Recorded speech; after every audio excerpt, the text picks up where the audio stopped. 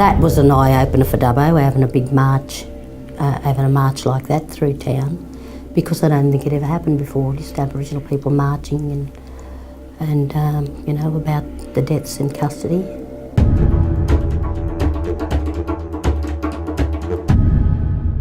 I was first employed with the Western Aboriginal Legal Service as their secretary in 1997, and the office then was a desk and a telephone at the DAA office around in Church Street.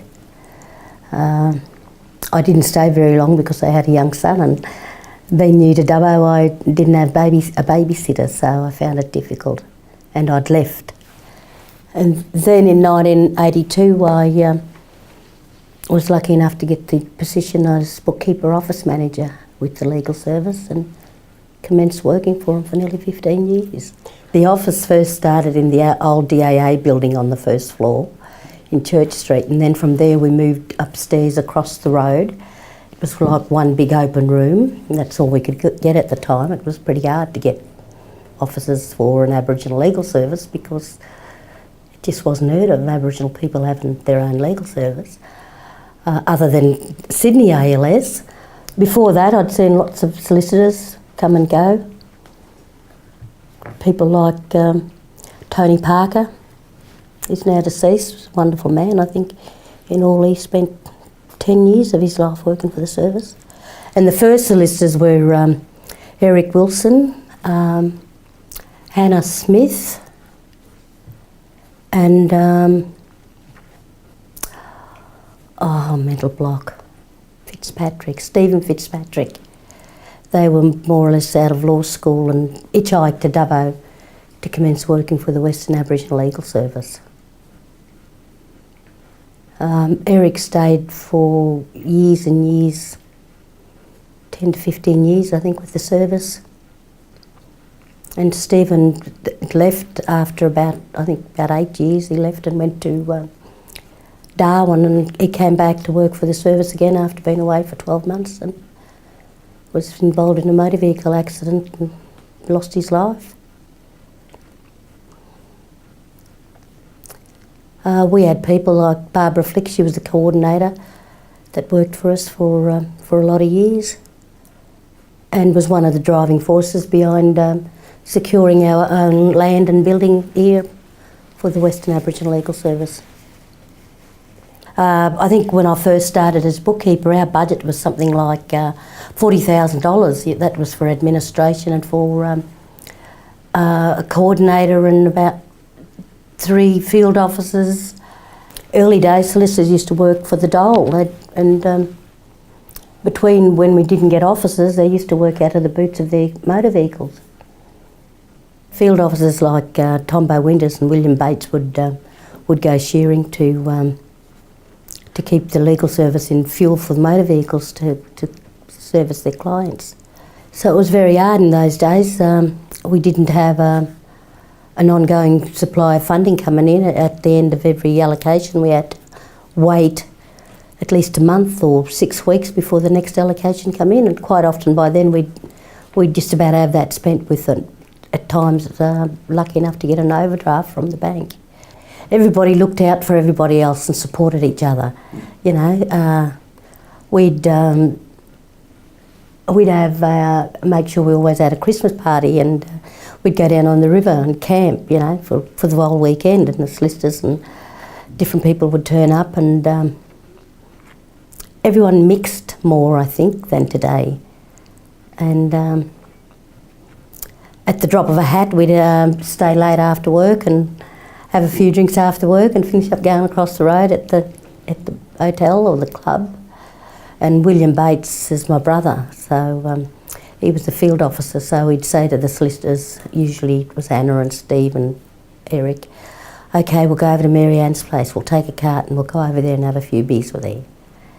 But he, you know, and made them swear that they wouldn't go swearing at home, because I was quite naive then. There never used to be any bad language around my house because of my daughters. But that's changed a lot after all the years with the legal service, and the girls' families all grown up now. So But that was one of the conditions, you know, when the hotels used to close, they'd come over there and sit around a fire bucket. And quite often a lot of their court cases would be, and strategies were worked out sitting around the fire bucket and having a yarn. Any of the solicitors that came out to work for the Western Aboriginal Legal Service got thrown in at the deep end. It was, you know, you go out here and do this matter, do that matter, whether they'd ever done one before or not. They went and done it. And it was like sink or swim, but quite often and most times they had the support of senior field officers who knew everybody, where everybody fitted in, and gave them that support that they needed.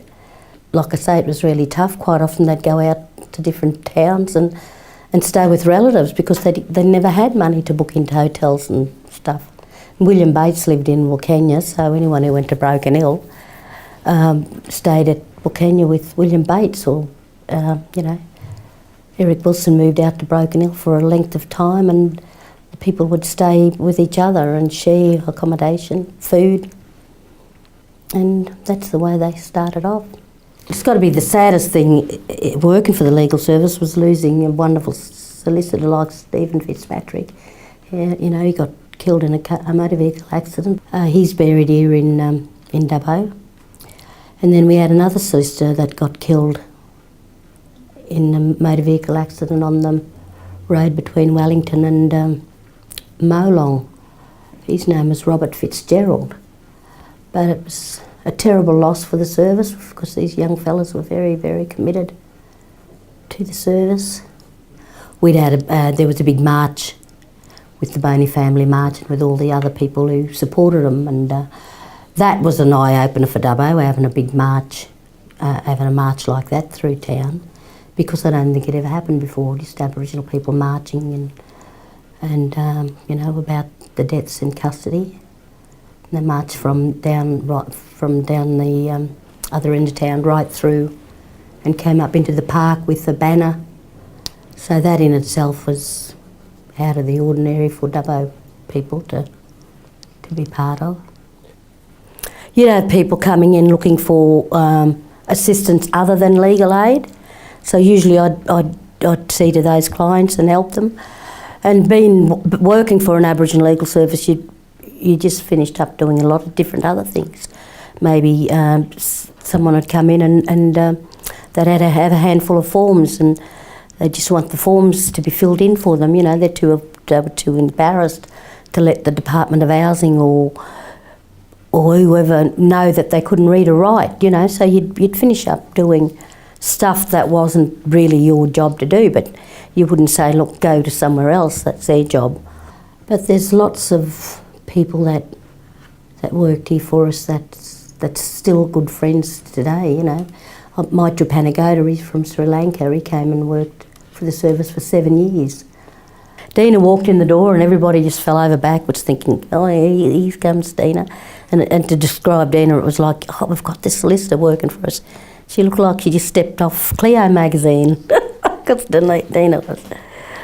And Dina come for, she said 3 years, and she stayed for 7. And naturally enough, we had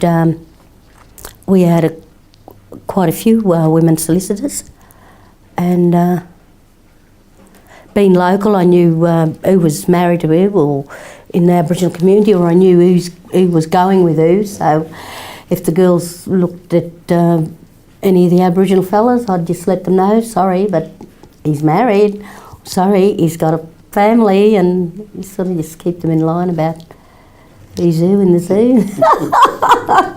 Not that it always worked. There was one in particular that never took any notice and had to find out the hard way. But it was fun years.